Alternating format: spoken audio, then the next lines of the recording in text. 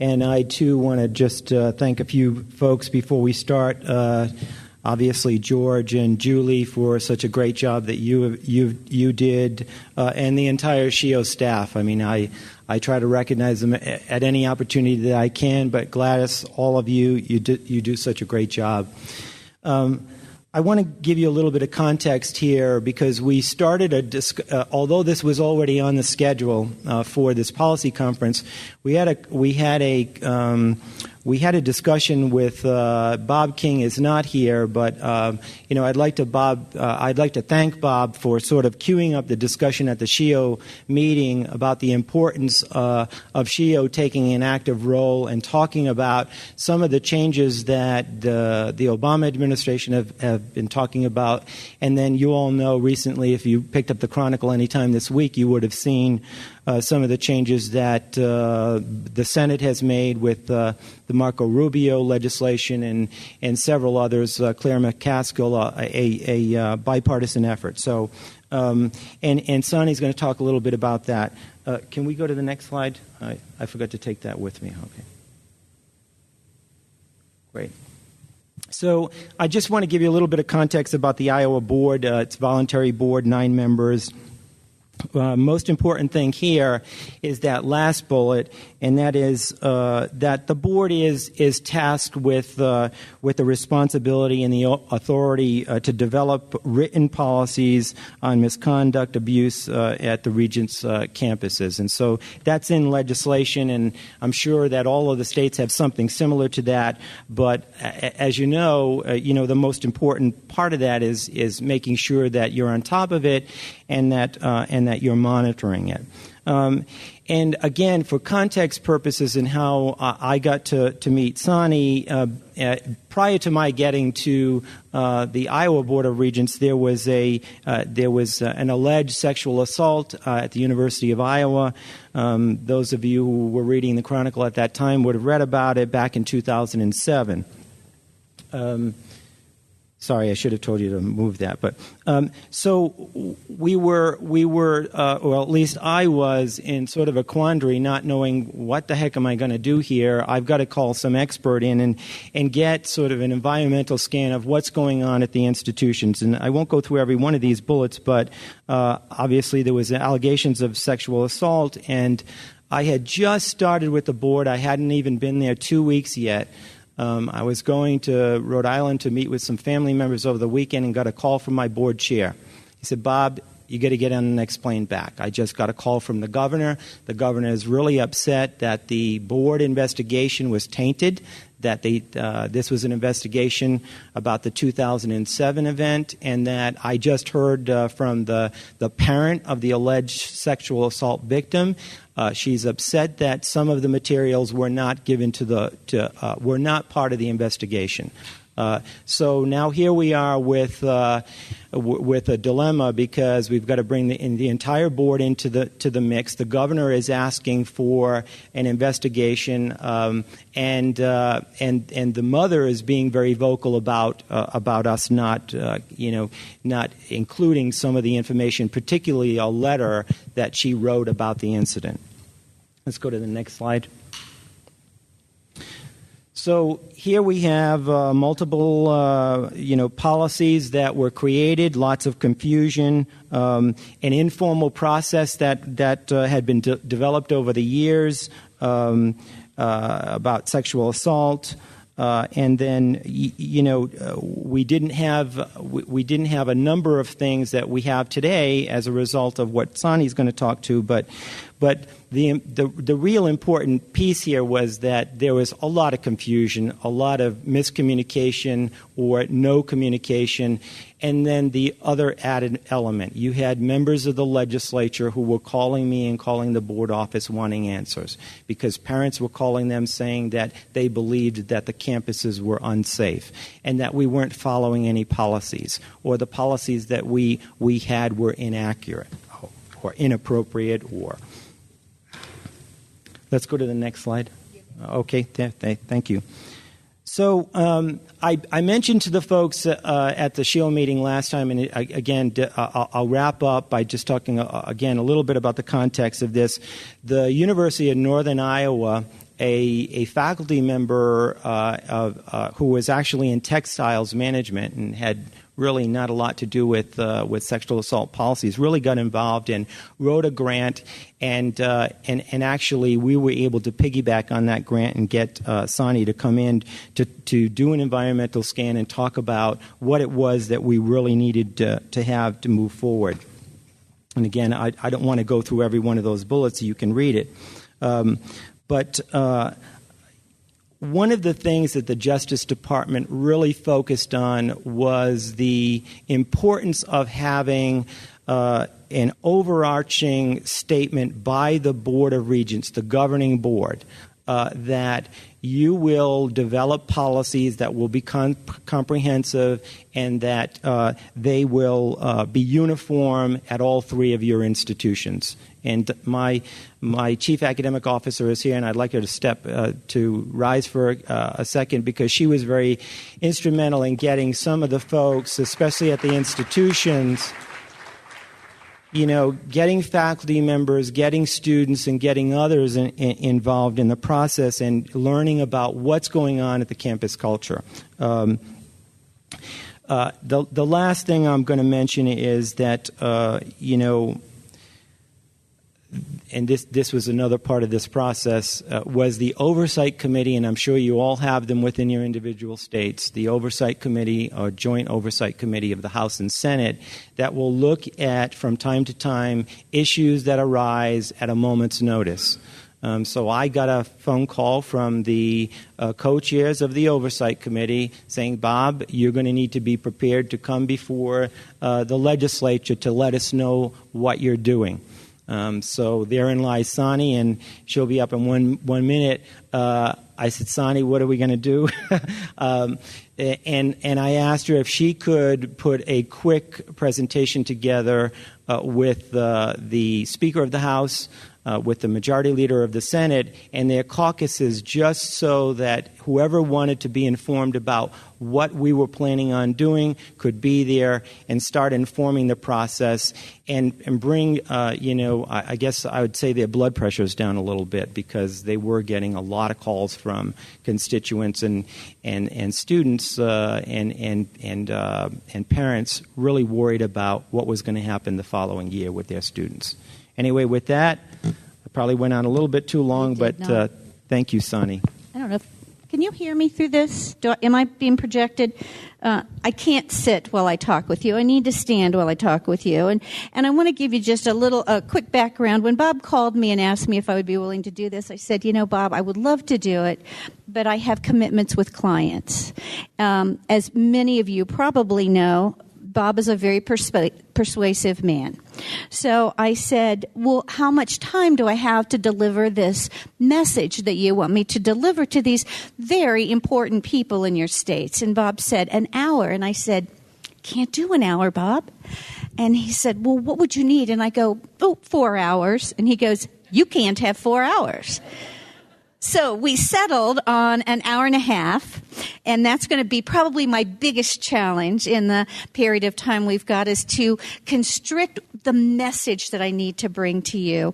And I want to start it off by talking about the fact that the man sitting right here is an ambassador for the state of Iowa. He is an ambassador, and his board are ambassadors for the issues related to sex and gender discrimination, harassment, and misconduct at the schools over which they have authority. And my goal at the end of my hour, I'm going to give you guys about a half hour for questions. I'll do my best. Is going to be for all of you to go back to your states and for you to be the ambassadors to the schools over which you have authority, and you help impress upon your presidents and their executive teams why this is such a critical issue. It's critical on so many levels, and I want to kick it into the fact that on our introductory piece in your program, it says, why is this your issue? And let me give you a couple of reasons about why it's your issue.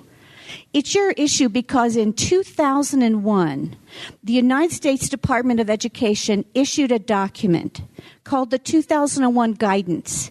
It's a 125-page document, and I call it our GPS.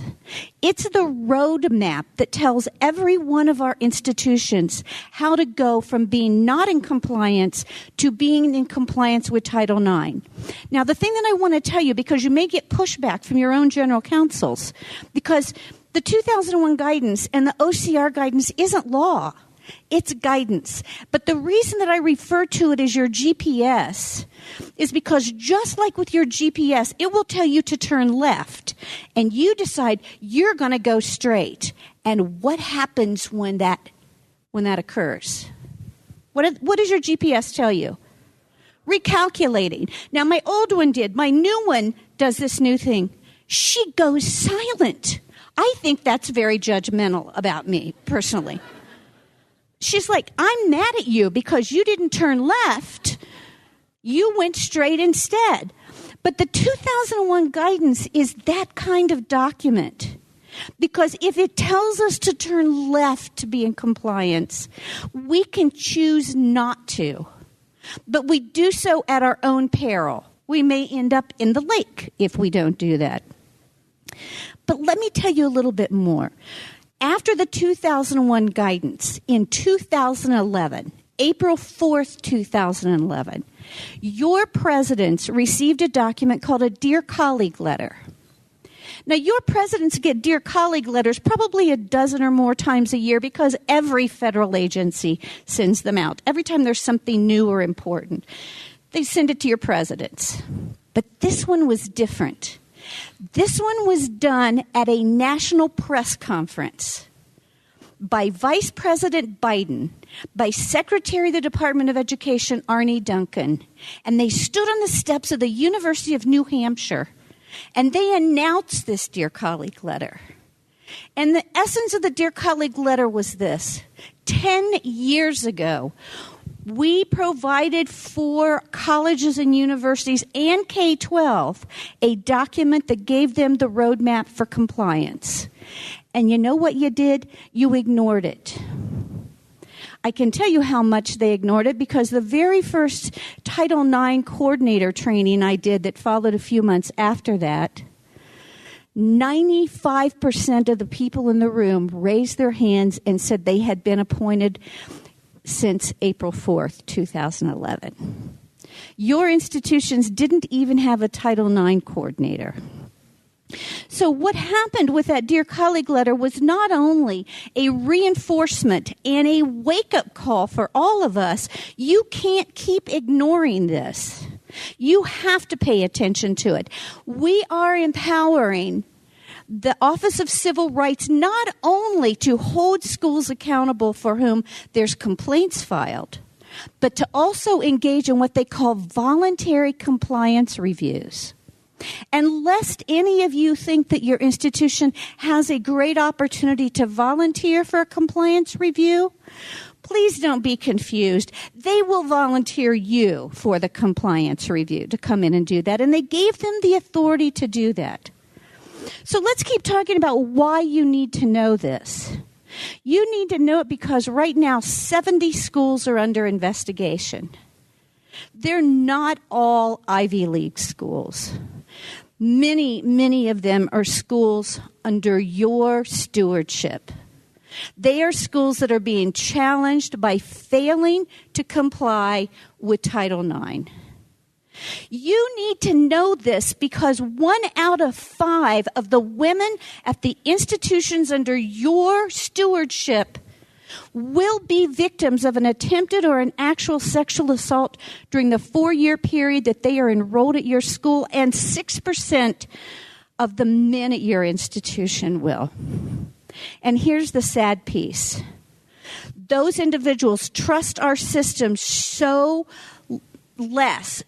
poorly that only 5% of those individuals that are victims of assault are willing to report it.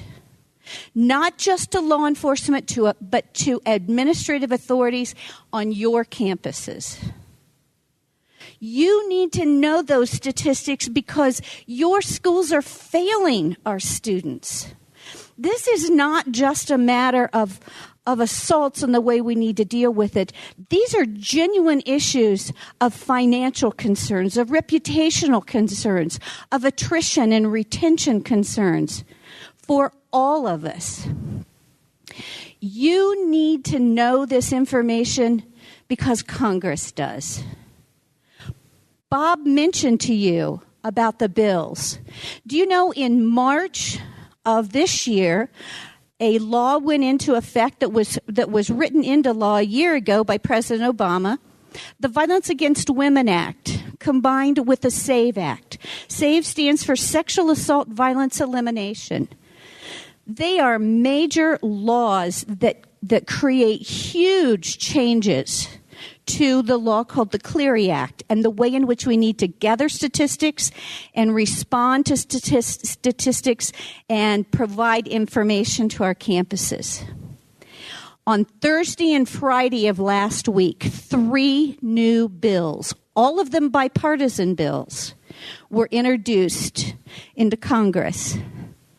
And every one of them addressed, and there's a lot of overlap, and I'll be sharing some of the details about it. There's overlap among them, but all of them addressed and provided restrictions and expectations for your schools. And these restrictions and expectations are going to cost your schools human capital, and they're going to cost your schools financially. And so you're coming back to your schools after this session and being the ambassador like Bob was in Iowa, and taking that leadership for your schools in your state to address this and engage in the actions that the government has already set forth so clearly for us is going to be why you need to be here and why is this your issue. There's a number of headlines up here. These are not headlines you want to see in the paper related to one of your schools. But these are the headlines that we're seeing in the Chronicle of Higher Education, the New York Times, Inside Higher Ed, the Washington Post. They're making front page above the fold. People are interested in it. The media is interested in it. And you know what? The media, we know they're very savvy about First Amendment, but they're getting increasingly savvy about the laws that relate to sex and gender misconduct. So my job now for the next, I've got my phone up here so I can keep it on time, for the next 45 minutes is to spend time moving away from why is this your issue and giving you a landscape, giving you an overview of what does all this consist of. So talking about the what. I'm going to give you a little bit of a history lesson too, because I think having the perspective, when you walk out of here, you're going to recognize it's not just something that's come out of the ether, that it actually has evolved over a substantial period of time. Let's get started. Let's talk about the brief history. Many of you are in this room, my age, old enough to recognize that name. Let me see some hands. How many of you recognize that name or it seems familiar? Sure. This is a guy from Animal House. He was the dean of students at that institution. Of course, we know it's a fictional school. But you see, what Dean Wormer is famous for is a phrase called what? You were on double secret probation. And he told that to a young man by the name of Blutarski. Now, Blutarski never knew that he had been on any kind of probation. And the dean informed him he was on double secret probation, and if he made one more mistake, which of course we know Mr. Blutarski did, he was out. And Blutarski says, you can't do that. And Dean Wormer said, yes, I can. And you know what?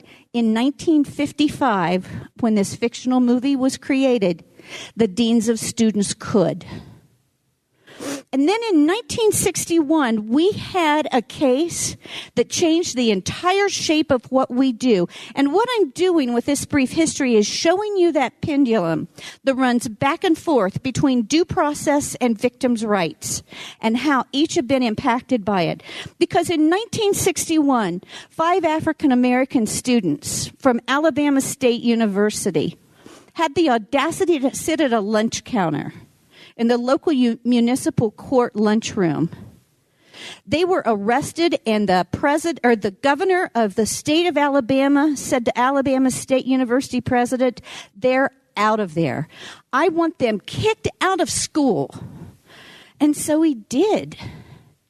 Now, the rest of this story, though, becomes important because, you see, the president of Alabama State's wife was a good friend of a guy by the name of Thurgood Marshall. And Thurgood Marshall and the Southern Poverty Law Center said, this isn't right. 3 of these young men were less than a month away from graduation. And so he challenged it.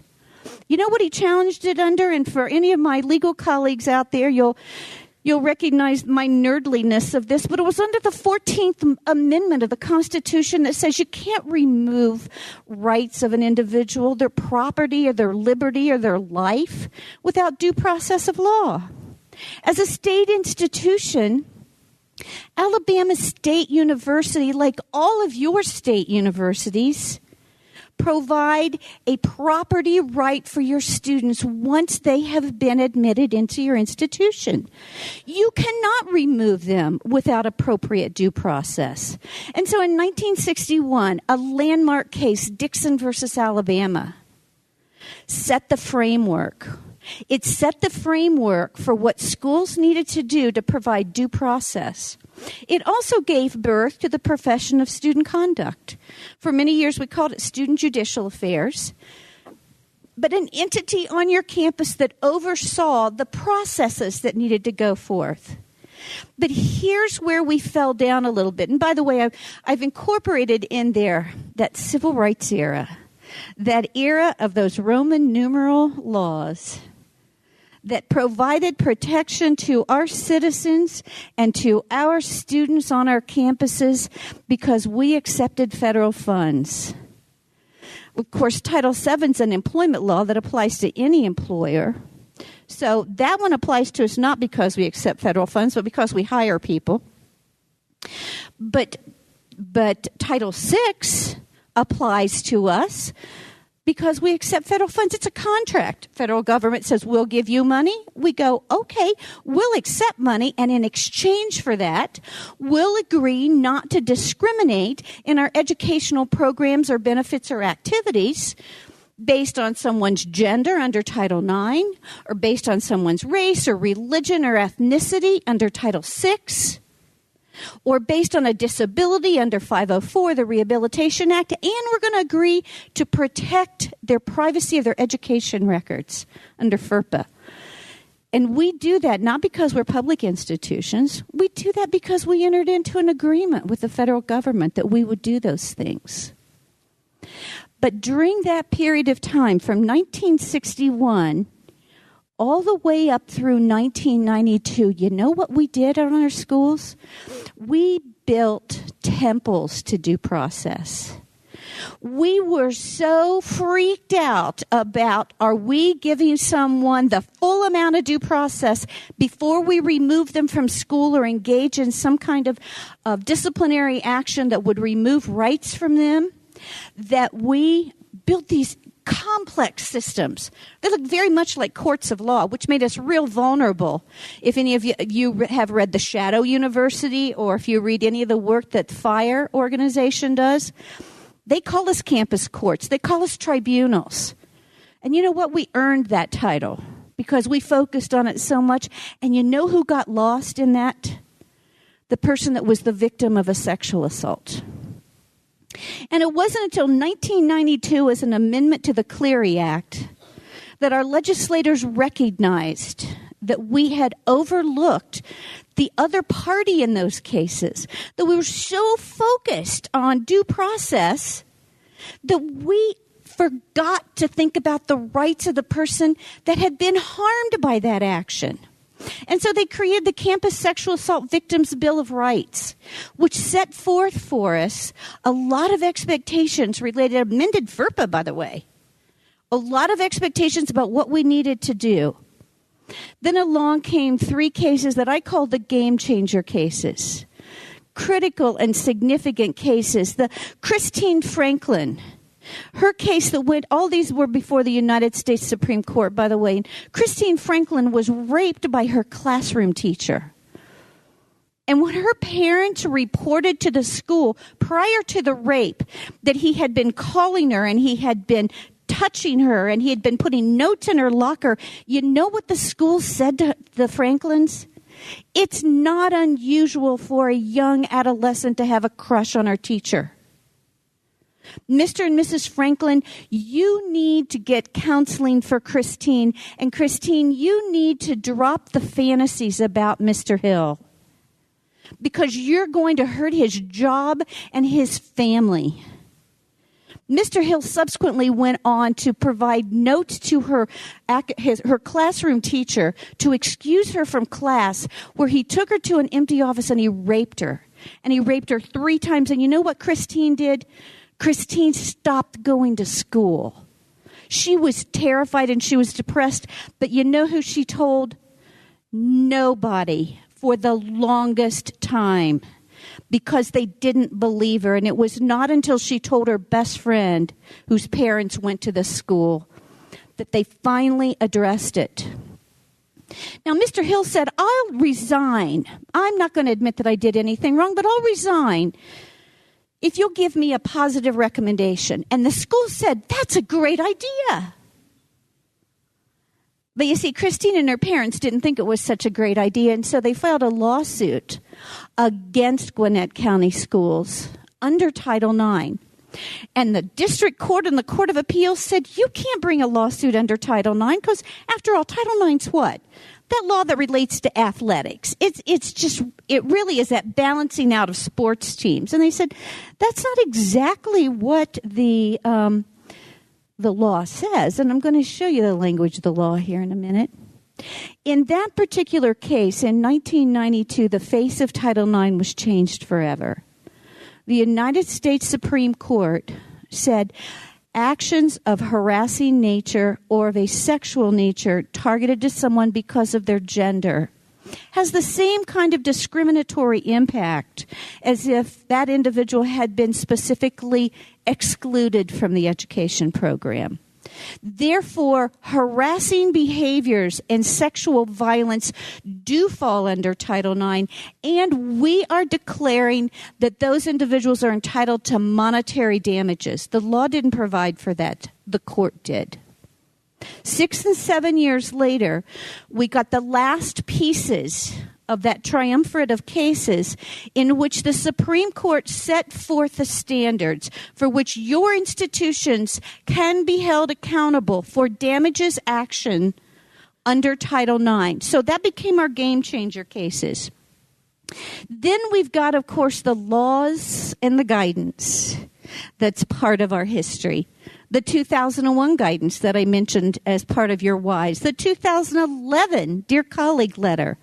In March of 2013, that went into effect of March of 2014, VAWA and SAVE as a law. Of course, followed immediately by the report of the White House Task Force. And then the Office of Civil Rights submitted a document of 53 pages that was frequently asked questions, giving us more guidance about what we needed to do. When we talk about the framework on your campuses, please don't leave here thinking that it all falls under a Title IX umbrella. And this is where I want to bring Bob and the state of Iowa into it. If I ever come to any of your systems, they will hear about the state of Iowa and the work that we did there. Iowa has set the gold standard for this. And I'll tell you why, because when I met with their board, and the one thing that the board had given me as a charge is, we want you to write a policy. You write the policy. And then that's going to apply to all the schools. And I go, won't do that. Because you see, every college policy has to begin with who the college is, who the university is. What is our mission? What do we represent? What do we value? And so what we did with the board in Iowa was I presented them with a proposed set of what we called guiding principles.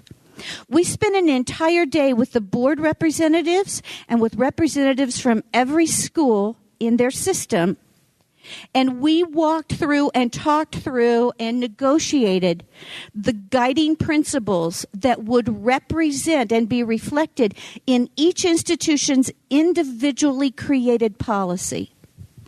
So we begin always with who are we about, do we value, and we create a value-laden policy that incorporates the laws into it. Of course, Title IX is a predominant one. It's the federal law we all have to adhere to, and it applies to the entire campus. It's not a student law, by the way. Your faculty and staff are both covered by and mandated for compliance with Title IX. Title VII oftentimes gets confused with Title IX, but Title VII is limited to the employment context.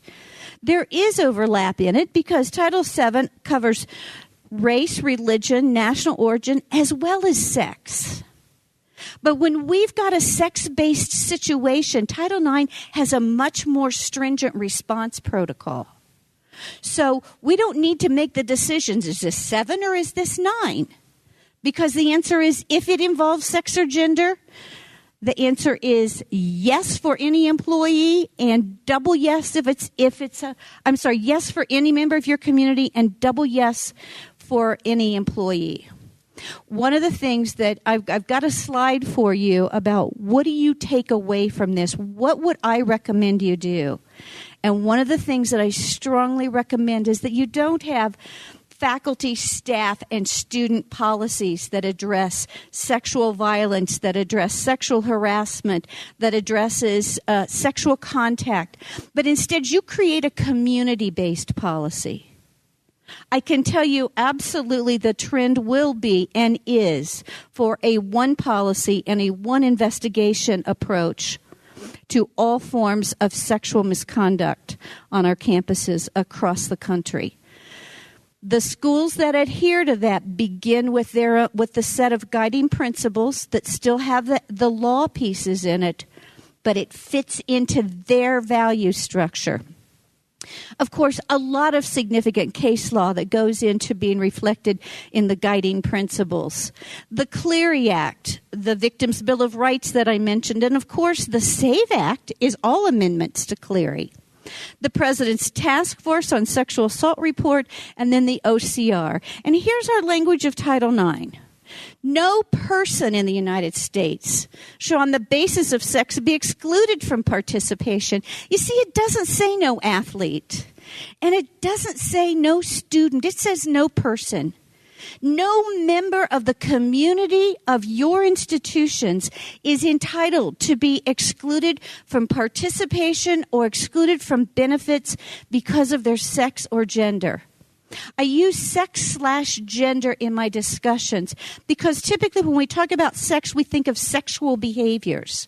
It's really important that we recognize that behavior may be targeted towards someone because of their gender or their gender manifestation that is not sexual in nature at all. It's just merely discriminatory.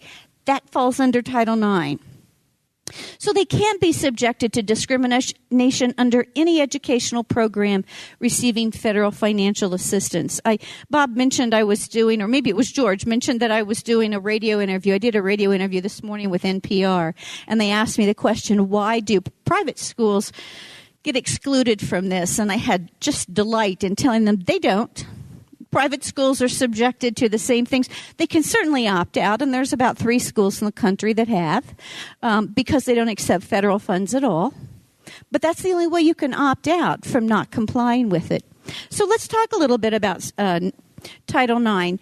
It was created in 1972, a number of years after that whole civil rights era, which really began in 1964. And the determination of it was to end discrimination in all areas of education, including employment. Don't know how many of you knew, but Title IX had a sunset provision. Sunset provision was 1 decade. By 1982, Congress expected that we would have solved the issues related to gender-based discrimination. We failed that.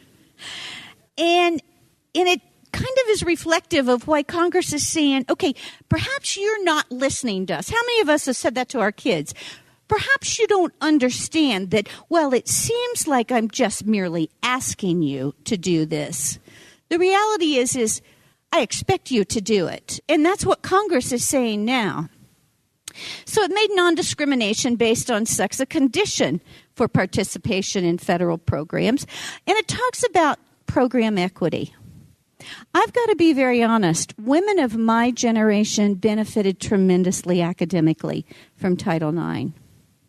Women of my generation were admitted into engineering schools. We were admitted into law schools at a higher rate. We were admitted into programs that had been very traditionally set aside for men. Men benefited to some degree. There were more men in allied health fields. There were more men in education, in particular elementary education, but it was an important program equity law. And of course, we know that the big program equity piece was in athletics, in making the expectations for our athletic programs to balance their programs.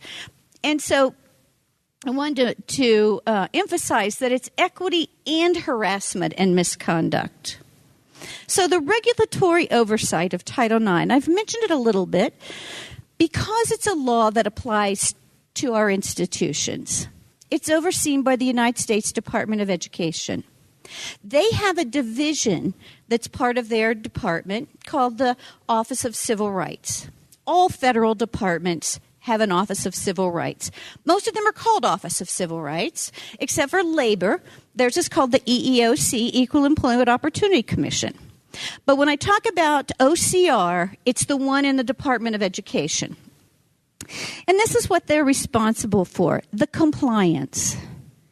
They're our roadmap. They're our GPS. And the road begins to be outlined. The pathways begin to be outlined by the 4 bullets you see up here. That when we receive notice, please put that word in your brain, burn the word into your brain, because OCR does not give us a pass because what we've relied on is a formal complaint or a report or a formal report. It is when we have notice. When a member of the Board of Regents picks up a newspaper and reads about a sexual assault that occurred at one of your institutions, that's notice. I know a number of my Columbus, Ohio colleagues are here. Every day in the newspaper right now is the debate about when did Ohio State University get notice about what is alleged to have been a sexualized culture within their band. That's notice. So when OCR talks about notice, it's a very different standard than someone making a complaint or filing a formal report. And so those are the pieces that we are expected to do. This sets us on our pathways. OCR says we have to investigate as soon as we learn about it. And that investigation doesn't mean the big, full-blown, complex investigation, but what they ask us to do is to find out what you know about it so that it can better inform our next steps. Because if it engages the safety of an individual or our campus more broadly, we have to take pretty specific next steps. Because you see, we have to take action to end the behavior. And we have to demonstrate that we've done that. And we have to take action to remedy the impact on the people that have been impacted by it. And we have to be very clear about what we're doing with that. And then we need to ensure that whatever actions we take is going to reasonably prevent it from recurring again. And, we think about student-to-student misconduct, but I want to bring to your consideration the circumstance in which you have a tenured professor who is, and sadly, most of you have one, and it's usually a he, it's that guy. It's that guy that everybody knows from generation to generation. If you are female, if you take this course, you're likely to be invited to dinner, for drinks, and expectations of, let's just call it, socialization with your professor. Schools can't ignore when that happens. And so if what occurs is the department chair has a discussion with the professor, and the professor says, I understand, but then next term it happens again. I can just be real clear with you. I generally don't like to advise my schools on just the law. This is what's going to keep you out of trouble. I want you to do the right things for the right reasons. This is your lawsuit. It's the second victim. When you know about it and you didn't take action reasonably designed to prevent it from recurring, that's your lawsuit. And that becomes a very difficult one to defend. So the regulatory standard says if you've got notice, those are the 4 steps, whether or not the student, and we could also insert, or employee who was harassed makes a complaint or otherwise asks us to take action. Because you see, when we've been put on notice, we have to inquire about it. Call it an investigation. We have to ensure it stops. We have to make certain that we take every reasonable step to prevent it from recurring. And even though those are our mandates, OCR says we know there's going to be times in which your response is going to be limited. We call, for want of a better word, and I hate the terminology because it carries with it so much emotional baggage, but we have the reluctant victim or the reluctant complainant who was the target of the behavior, and they say, I'll tell you, but I don't want anyone else to know. I don't want it to go any further. And what OCR gives us some leeway in is saying, can you do these 4 things while still respecting and maintaining that integrity of the privacy? We can't always. We want to, and we'll try our best, but if the safety of that person or the safety of our campuses are at risk, we may need to make different kinds of decisions. So our OCR says you got to take reasonable steps, even if your complainant says, I don't want you to take other steps. This, by the way, this list is from 2001. This was directly from the compliance mandates that was given to your institutions at that time of what we were required to do. It's not new stuff. It says we have to have a non-discrimination statement. It has to be prominently published. It has to be on our website.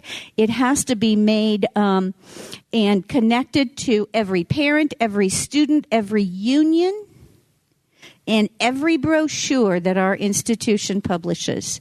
That our reporting and response protocol has to be effective, and it's measured by effectiveness in 2 ways. How have we promulgated it? Is it on our website? Is it easy to get to?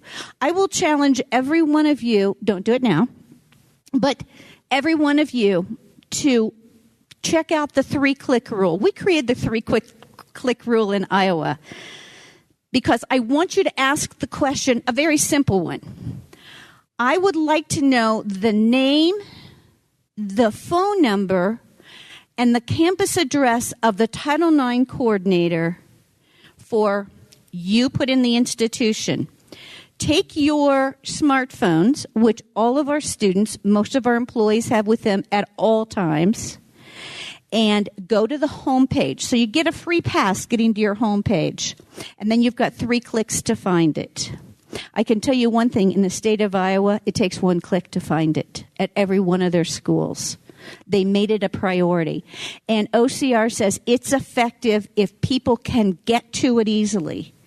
So it should be on your website, but not sleep on your website. It needs to be pushed out to the community yearly with a cover note from your president that says, this is important and here is a hyperlink to it. We want to make you aware of it. It's also going to be measured in its effectiveness by how easy is it to understand. Is it voluminous paragraphs that no one wants to dig into? Or is it done in bullets? Is each term that you describe self-defining? If your schools use terminology like rape or sexual assault, tell them to stop it. Those are criminal terms.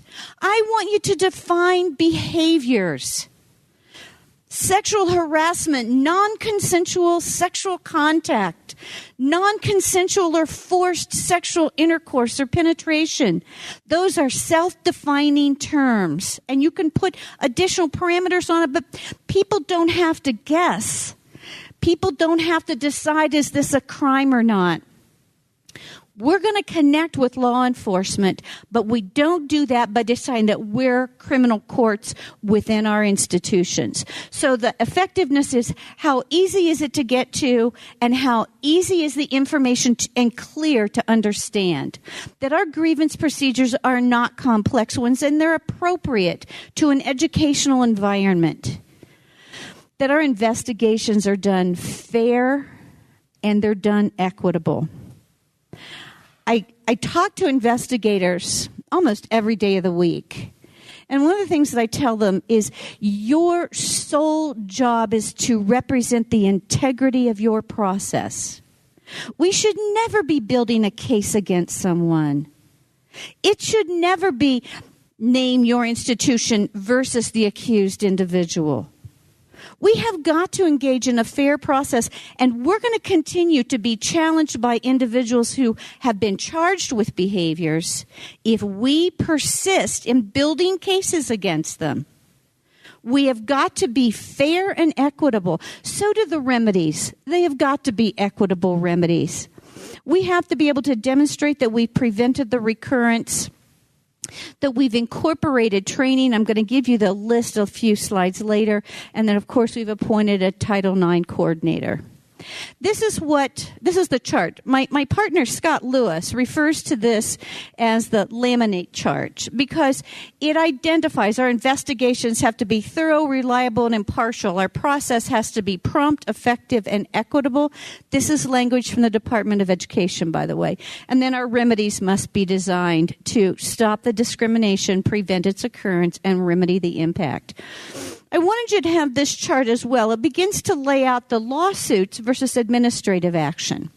If someone wishes to file a lawsuit, and I want to make you aware of something, there is no statute of limitations for filing a Title IX lawsuit against an institution. The other thing you should know is a person can't be sued under Title IX, only the funding recipient. So only the institutions that accept federal dollars can be held accountable to be in compliance with Title IX. For someone to file a lawsuit against the school anytime they wish needs to be filed in federal court because Title IX is a federal law. They will typically ask for monetary damages, sometimes an injunction. An injunction is asking the court to tell the school to stop doing something. Generally, it's stop applying this really badly written policy you've got.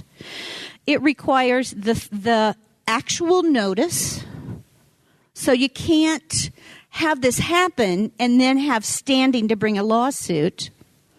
That notice needs to be to an employee with authority to take action, and that the employee and the institution responded with deliberate indifference. I want you to think of deliberate indifference as the circumstances that we saw with Christine Franklin.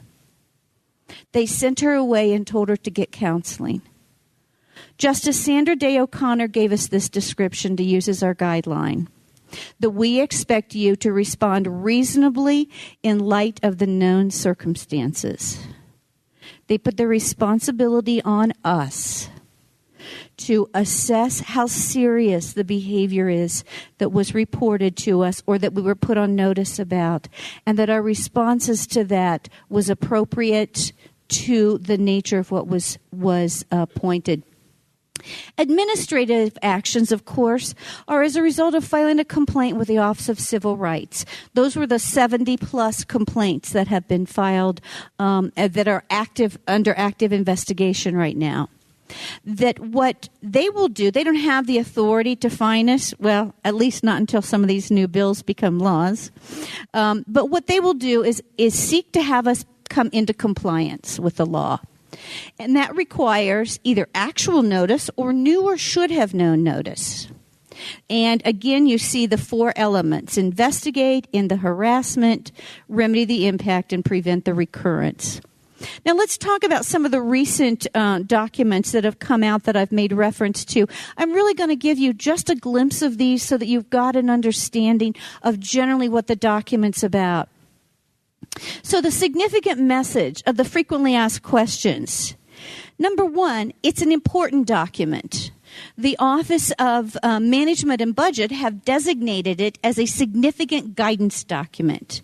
It's a supplement to the Dear Colleague letter and to the 2001 guidance. And some of the important messages that they sent is that we have to provide appropriate remedies. Check this out. Even if the perpetrator is not a member of our school community. So an individual may come to our institution with a complaint, and while we're going to be very limited in the actions we could take against the perpetrator, because they're not part of our community, we still have to engage in the remedial support for that individual who's a victim survivor. And then, of course, were the 3 essential procedural requirements: disseminating the notice, designated Title IX coordinator, and adopt and publish grievance procedures. I want to refer you because I want, again, as the ambassadors that I'm sending out from today, this is a document that your institutions need to have and to know, because there is substantial information in there about who are responsible employees. Remember we talked about actual notice? OCR's changed the game with that. If virtually any employee is put on notice by an individual of sex or gender misconduct, they have an absolute mandatory reporting obligation. And not only that, the VAWA and SAVE Act have substantial training requirements for the employees. What constitutes notice? Who are confidential employees on your campus? Those individuals exempt from being the person that puts the institution on notice. What is our intersection and our obligations with criminal investigations? What about guidance regarding investigations and hearings? The Office of Civil Rights has so much to say in that 53-page document, and it's one that should be on the desk of every individual in your campus who has any obligations related to addressing sex or gender misconduct. Finally, it went on to talk about that the new VAWA and SAVE Act did not change the school's obligations under Title IX. And there was a lot of controversy. You may have been seeing it in the Chronicle. And so they wanted to make sure that was clear. So speaking about VAWA and SAVE, Violence Against Women Act, overseen by the Department of Justice. The SAVE Act, Sexual Assault Violence Elimination Act, that was signed into law in 2013, went into law 2014, and they just closed the period for comments after it was published in the Federal Register. It significantly changes the Clery Act, and I'm not going to do Clery Act training here because we're much too limited on time. But right now there are 16 elements of crime that fall under FBI crime statistics that your campuses are mandated to report. Bob and I were having a conversation about how schools are being fined for having errors in their reporting statistics. There's 3 new ones added: dating violence, domestic violence, and stalking. In addition to reporting crimes, each one of the crime categories has to be identified if it was precipitated by a hate animus, a hate-based action. Those have been also expanded to include gender identity and national origin. So those areas have been expanded as well.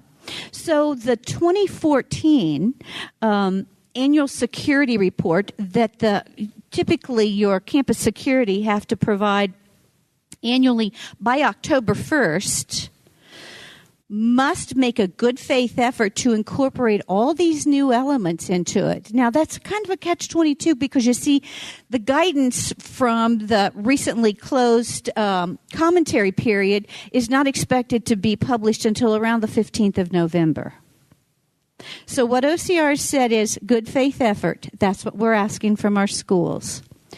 We have the law talks about increasing focus on bystander intervention, identifying trained confidential victims advocates, and addressing remedies and support for victims. The training mandates, as I said, are substantial, as are the commitment and the costs for doing it.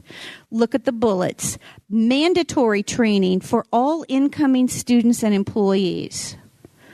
That's a huge issue, and most particularly for our community and technical colleges.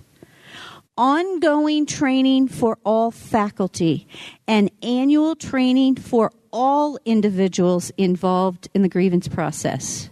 Title IX officers, hearing officers, appeals officers. If your presidents are in the appeal structure, please don't hate them so much that you allow them to stay in that role. One of the things that I tell my schools is if someone describes one of your administrators as having unfettered administrative discretion, it's not a compliment. It brings nothing but challenges to someone that will be your chief executive officer for your institution. Because if the sole responsibility rests with them, and George and I were having a great lively discussion about this, in making a determination, and they overrule a determination by a trained investigatory panel and a Title IX coordinator or a hearing board, it makes that individual very vulnerable for arbitrary and capricious decision actions.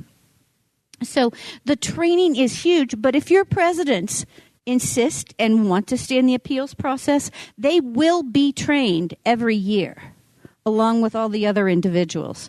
Because if the institution fails to do that, it will be one of the areas in which we'll be held accountable.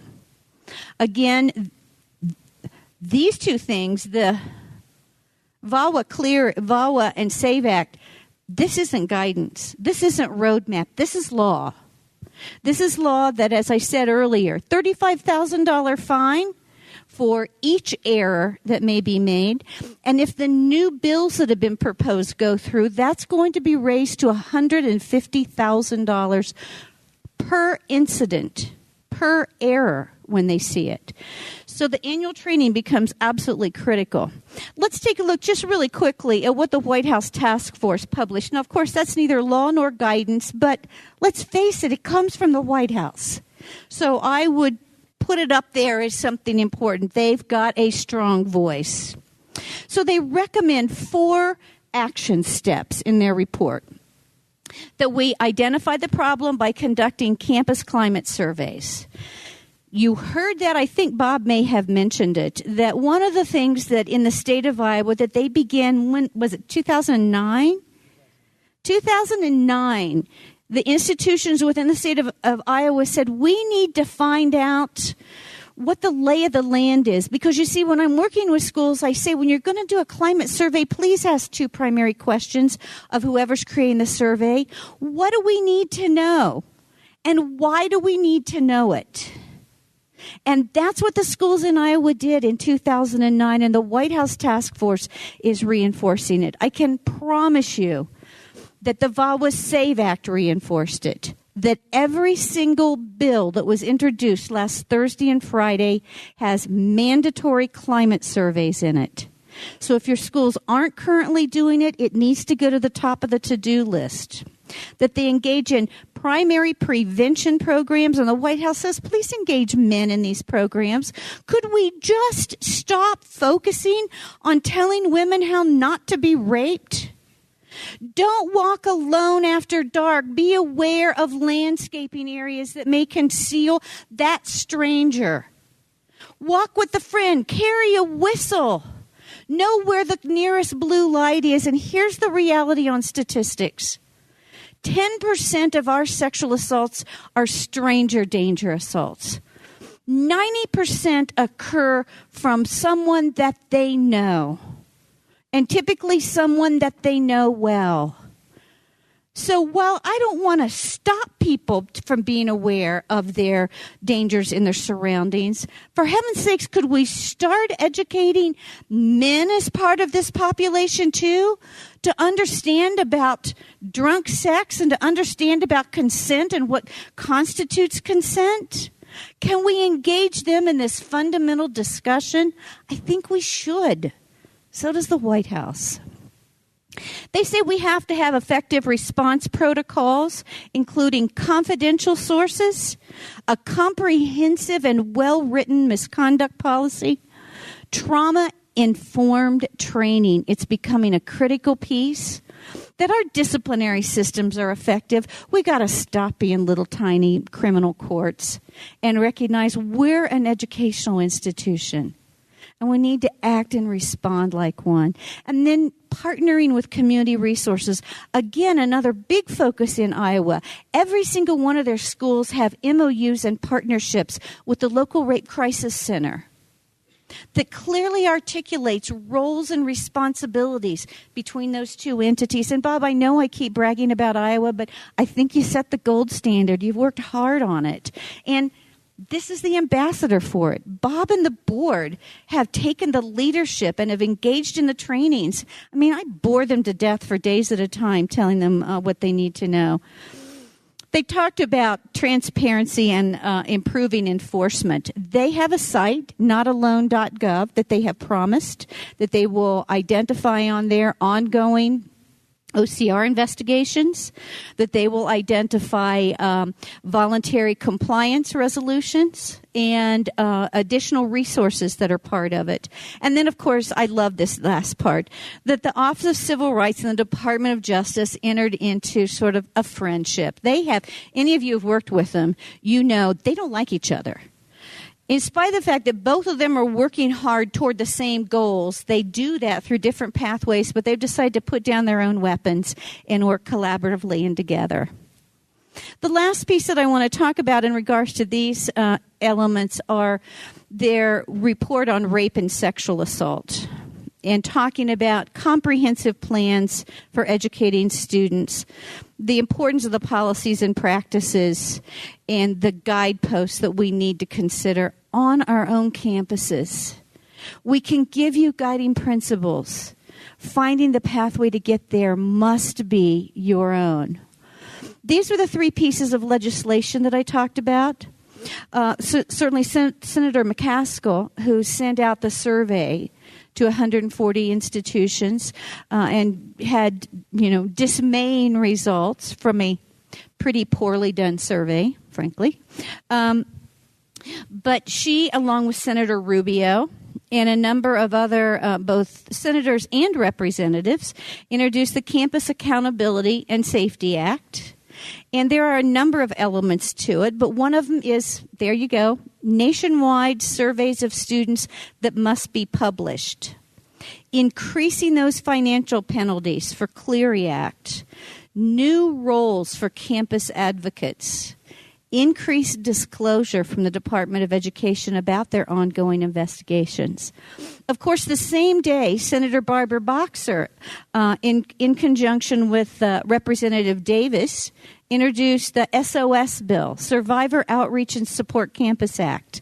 That one focused primarily on campus advocates. And what they've recommended is, and this seems a little counter for me, but an independent campus advocate, both employed by and separate from the institution. There you go. And then finally, the next day, Representative Spear and Meehan introduced the HALT Act, Hold Accountable and Lend Transparency on Campus Sexual Assault. Many of the elements of that bill also mirrors Senator McCaskill's bill and talks about penalties for noncompliance.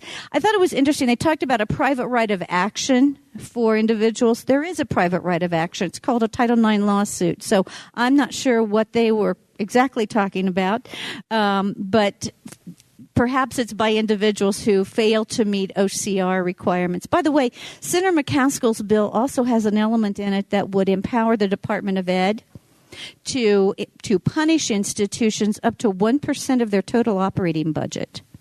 Right now, their only authority in regards financially is to withdraw federal funds. They know that would be the nuclear option would be catastrophic. So, but the new piece will have the 1% recommendation and mandated. And then, of course, you see the annual climate surveys. I wanted to share with you what I'm seeing on campus. Of course, all of your campuses have increased attention to issues related to sex and gender misconduct.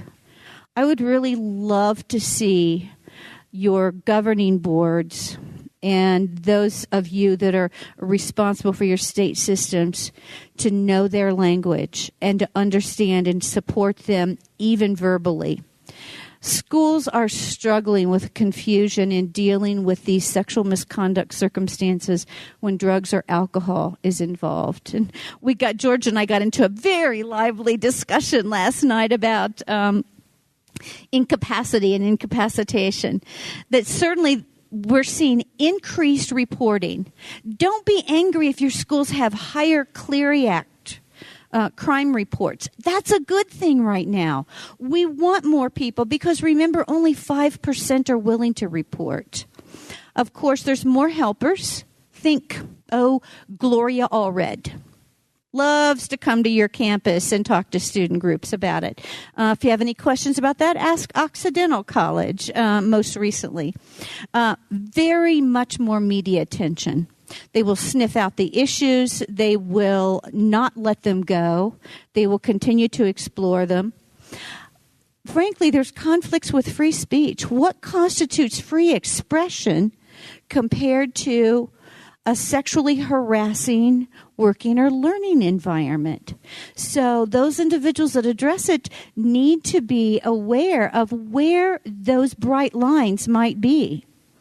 And, of course, balancing the issues of due process and victims' rights.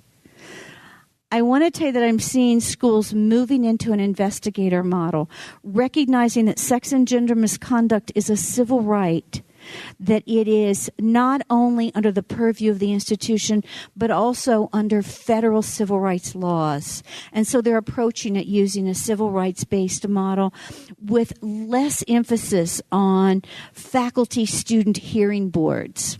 And then finally, they're looking at their policies. They're looking at their policies, they're scrutinizing their procedures, and they're shaking up the status quo on their campuses. And I would encourage you to support them in doing that. My last slide that I want to talk to you about is some tips for you. Make certain that all of your institutions have a clearly appointed Title IX coordinator.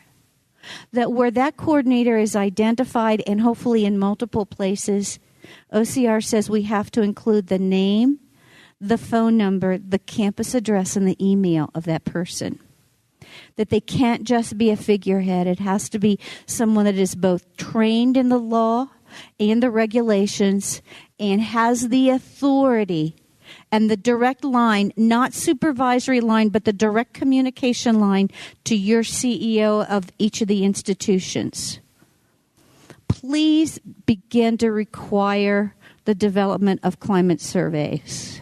Schools can do it, or they're going to be mandated to do it. I would love to see schools taking the lead on this and not being mandated by the legislature. Require that they publish that non-discrimination notice. Encourage them to audit their schools' policies and procedures, and encourage the development of a single policy. You know, year and a half ago, the University of Montana was investigated both by the Department of Justice and the Department of Education. One of the things that they really strongly criticized Montana about is that they had 27 policies. When they looked at all the different policies, the consensual relations policy, a harassment policy, a violence policy, a discrimination policy, a student code of conduct, and many of them were in conflict with each other. Where it starts to become even increasingly confusing is when a member of one element of your community, like a faculty member, makes a complaint against a student.